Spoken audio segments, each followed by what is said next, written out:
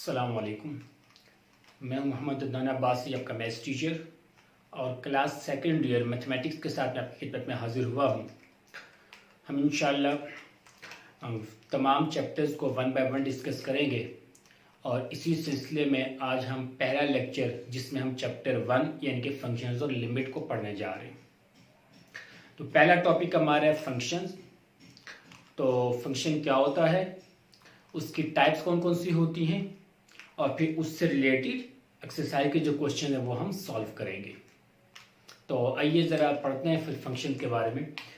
तो आप यूँ समझ लें या यूँ कह सकते हैं कि फंक्शन जो है बेसिकली एक ऐसा टूल है जिसकी मदद से हम रोज़मर्रा ज़िंदगी को मैथमेटिकल फॉर्म में एक्सप्रेस कर सकते हैं या हम उसको मैथमेटिकल फॉर्म में स्टडी कर सकते हैं।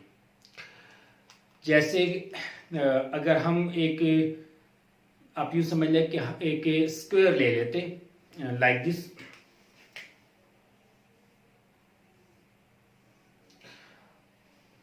अब इस स्क्वायर की अगर हम डायमेंशंस को यानी कि इसकी साइड्स को, लेंथ और विड्थ को अगर हम x के साथ रिप्रेजेंट करें, अगर लेंथ x होगी तो इसकी विड्थ भी ऑब्वियसली क्या होगी, x होगी। तो स्क्वायर हमें मालूम है कि उसकी दोनों साइड्स इक्वल होती हैं। तो अब अगर मैं इसका एरिया मालूम करना चाहूँ तो इसका एरिया मालूम करने का फॉर्मूला होता है लेंथ मल्टीप्लाई बाय विड्थ, जो कि मेरे पास हो जाएगी x मल्टीप्लाई बाय x यानी कि x स्क्वायर। इसका मतलब ये हुआ कि अगर मुझे स्क्वायर का एरिया फाइंड आउट करना होगा तो मुझे उसके लिए उसकी डायमेंशन चाहिए होगी यानी कि लेंथ चाहिए होगी या विड्थ चाहिए होगी। जब मैं उसका स्क्वायर लूंगा उसकी किसी भी एक साइड का तो मुझे मिल जाएगा एरिया। अगर मैं 1 मीटर लॉन्ग एक स्क्वायर बना लूं, 1 मीटर लॉन्ग उसकी लेंथ हो तो उसका एरिया होगा 1 स्क्वायर मीटर। अगर मैं 5 मीटर उसकी डायमेंशन ले लूं तो उसका एरिया हो जाएगा 25 स्क्वायर मीटर।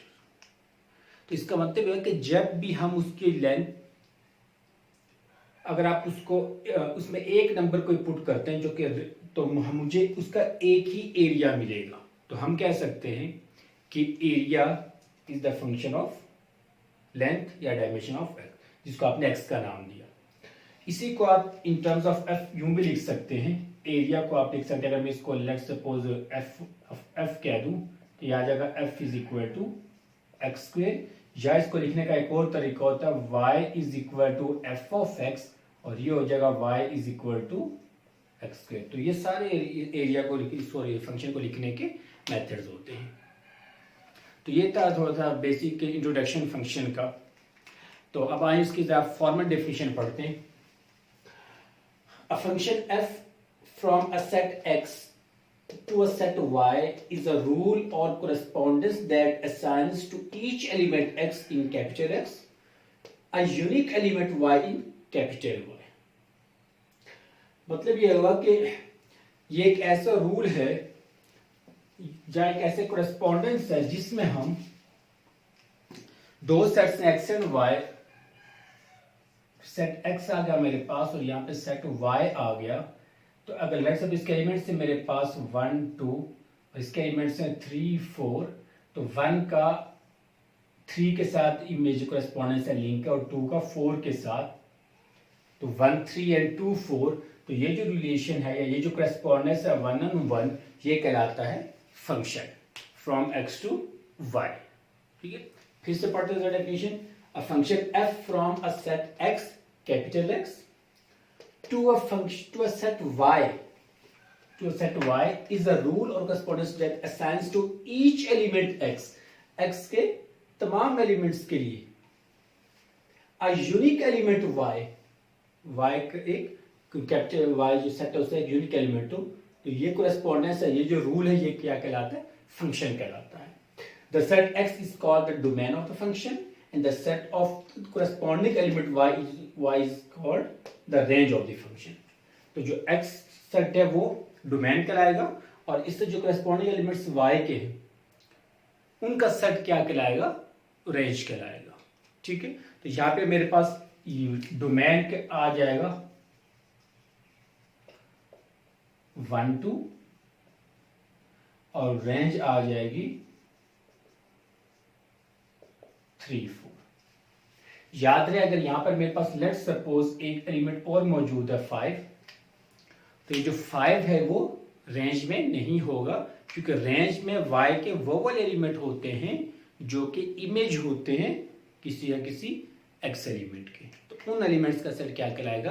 रेंज कहलाएगा। अब क्वेश्चन ये होता है कि ये डोमेन और रेंज होता क्या है, तो इसकी भी डेफिनेशन सुनते जाइए। डोमेन वो इनपुट फंक्शन होता है, यानी वो वाली वैल्यू जो आप किसी फंक्शन में पुट कर सकते हैं, तो वो तमाम वैल्यूज क्या कहलाती है, उनका सेट क्या कहलाता है? डोमेन कहलाता है। और उस इनपुट के नतीजे में जो आपको आउटपुट मिलते हैं, कि जो वो तमाम पॉसिबल वैल्यूज जो आपको मिलती हैं इनपुट वैल्यू रखने से, तो उन तमाम पॉसिबल वैल्यूज का सेट क्या कहलाएगा? रेंज कहलाएगा। ठीक है, तो इसके एग्जांपल भी देखते हैं जरा डोमेन और रेंज की। एक क्वेश्चन देखते हैं जरा। फॉर एग्जांपल फंक्शन है हमारे पास y is equal to x square. अब ये जो फंक्शन है हमारे पास y is equal to x square, या आप इसको यूं लिख सकते हैं y is equal to f of x is equal to x square. तो इसके अंदर इसका जो डोमेन होगा, आप x की वैल्यू कुछ भी पुट करें, तमाम वैल्यूज पॉसिबल हैं। आप x की वैल्यू 0 रख सकते हैं, आपको y 0 मिलेगा। x की वैल्यू 1 रखेंगे तो y 1 मिलेगा। x 2 रखेंगे तो y हो जाएगा 4। x की वैल्यू 3 रखेंगे तो 3 का स्क्वायर 9, तो y की वैल्यू आ जाएगी 9। इस तरह से आप कुछ वैल्यू रखें तो आपको डोमेन। इसका मतलब ये हुआ कि इसके जो तमाम रियल नंबर्स हैं वो क्या कहलाएंगे? डोमेन कहलाएंगे। तो इसका डोमेन हो जाएगा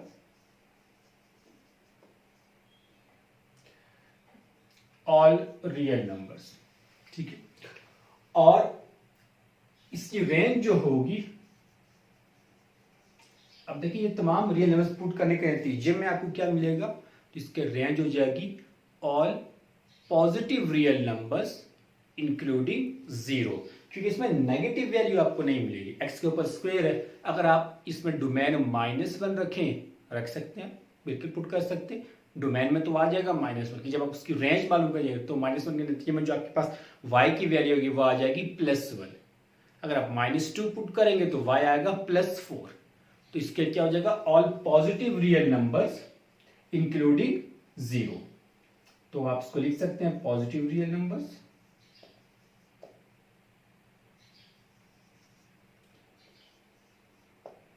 इंक्लूडिंग 0। ठीक है, तो ये आ गया डोमेन और रेंज ऑफ द फंक्शन। तो अब इससे रिलेटेड हम एक आध क्वेश्चन करते हैं, आप इसको एक नजर देखें, फिर हम इस एक्सरसाइज में क्वेश्चन की तरफ चलते हैं।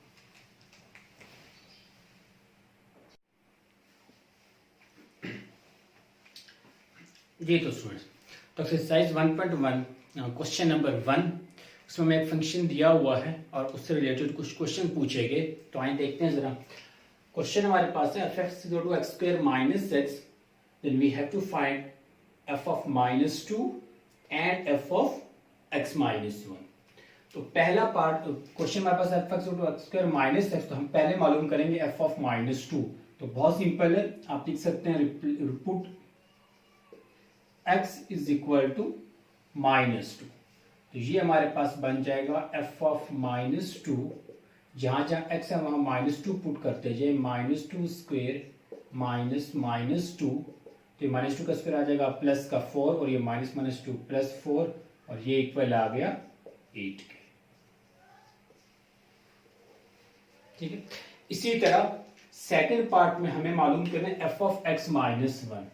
अगेन fx हमारे पास दिया हुआ है x² - x, हमें पुट मालूम करना है f of x - 1, तो आप लिख सकते हैं रिप्लेस x by x - 1। तो जहां जहां x है वहां आप पुट कर देंगे x - 1, तो ये आ जाएगा f of x - 1, तो यहाँ पे भी आ जाएगा x - 1 का स्क्वायर माइनस x - 1। अब इसको सिंप्लीफाई करें, यहाँ पर a minus b whole square apply करेंगे तो यह आ जाएगा a² -2 ab + b², और ये आ गया -x एंड माइनस +1, और फर्दर सिंप्लीफाई करें x² -2x + 1 - x + 1 x² minus का 2x और माइनस का x सिमिलर टर्म्स ऐड हो जाएंगे तो आ जाएगा -3x और 1 + 1 आ जाएगा 2। तो ये आ गया f(x - 1)। ठीक है, तो ये क्वेश्चन नंबर 1 के 2 पार्ट्स मैंने आपके सामने किए, इसके बाकी 2 पार्ट्स आप खुद करेंगे। तो इसके बाद अभी हम करते हैं क्वेश्चन नंबर 2।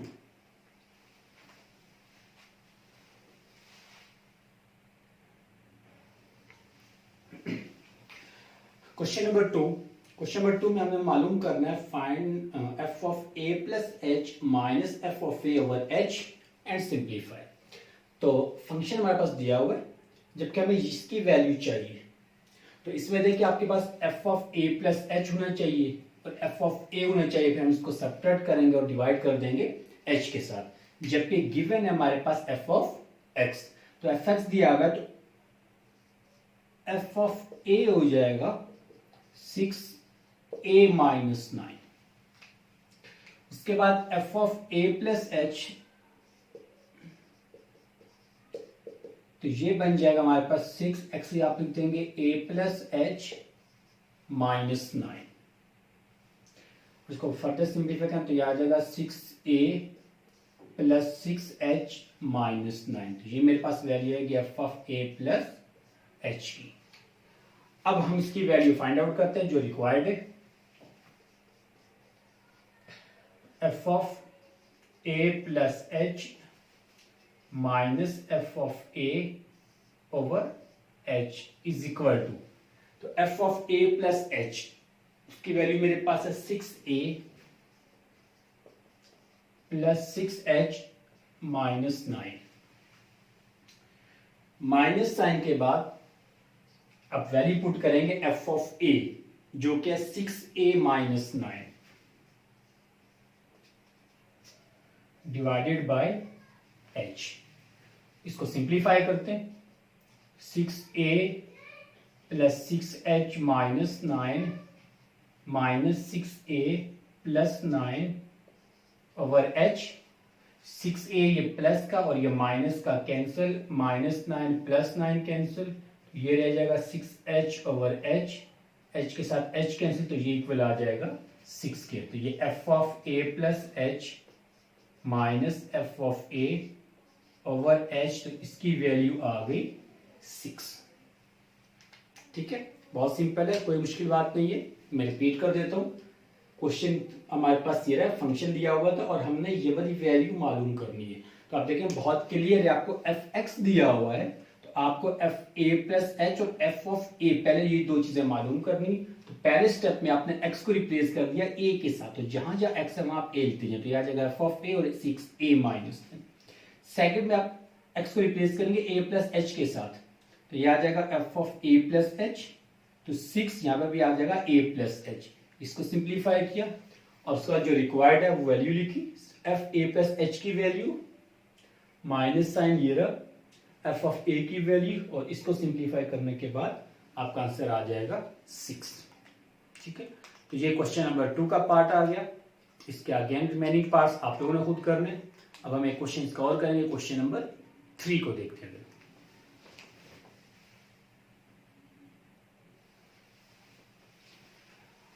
क्वेश्चन नंबर 3 से पहले मैं क्वेश्चन नंबर 2 का एक पार्ट और कर देता हूँ आपके सामने सॉल्व, तो फिर हम क्वेश्चन नंबर 3 की तरफ चलेंगे।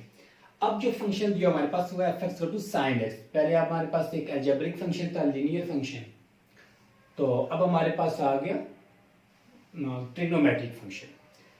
तो यही वैल्यू हमने फाइंड आउट करनी है। तो sin x दिया होगा, तो पहले मैं f(x) तो f(a) मालूम कर लेता हूं।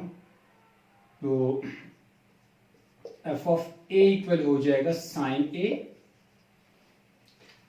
और f(a + h) इक्वल हो जाएगा sin a + h के। इन दोनों को माइनस भी कर लेते हैं फिर, ताकि मैं उसको एक साथ ही हम इसमें यहाँ पे फॉर्मूला अप्लाई कर देंगे जो रिक्वायर्ड फॉर्म उस फॉर्म में। तो f(a + h माइनस f(a), तो ये आ जाएगा sin a + h minus sin a। अब आप देखिए इसमें sin a + h और sin a, अगर इस पूरी वैल्यू को मैं सपोज करूँ तो हमारे पास अपने एक फॉर्मूला पढ़ा होगा फर्स्ट ईयर की क्लास में, sine p minus sine q, और ये इक्वल होता था 2 cos p plus q over 2 and sine p minus q over 2। तो ये हमारे पास फर्स्ट का एक फॉर्मूला था। तो ऐसा करें कि इस वैल्यू को मैं p कह देता हूं और इस वैल्यू को q कह दें, तो फॉर्मूले के मुताबिक ये बन जाएगा f of a plus h minus f of a is equal to 2 cos p plus q। p मेरे पास था a प्लस h और q की वैल्यू थी a, p plus q over 2 and sine p यानी कि a plus h minus q a over 2। तो 2 cos p plus q, ये p था ये q था, तो p प्लस q, तो a plus h plus a over 2 और p माइनस q यानी कि a plus h minus a over 2। ये प्लस a और माइनस a कैंसिल हो जाएगा। इसको आप एक स्टेप में और सिंप्लीफाई करें तो ये बन जाएगा 2 cos a प्लस a, तो 2a plus h over 2 and sine h over 2। अब आप देखें तो हमारे पास जो लेफ्ट हैंड साइड है वो है F A plus H minus F of A, जबकि हमें क्या चाहिए इसके साथ डिनोमिनेटर में h भी चाहिए, तो दोनों तरफ हम डिवाइड कर देते हैं h के साथ। तो ये बन जाएगा f of a plus H minus F of a over h is equal to 2 cos, इसका अगर एलसीएम ब्रेक करें तो ये आ जाएगा a plus h over 2 sine h over 2 divided by h। बस इसको फर्दर सिंप्लीफाई करने की जरूरत नहीं है, यही हमारा आंसर होगा। ठीक है,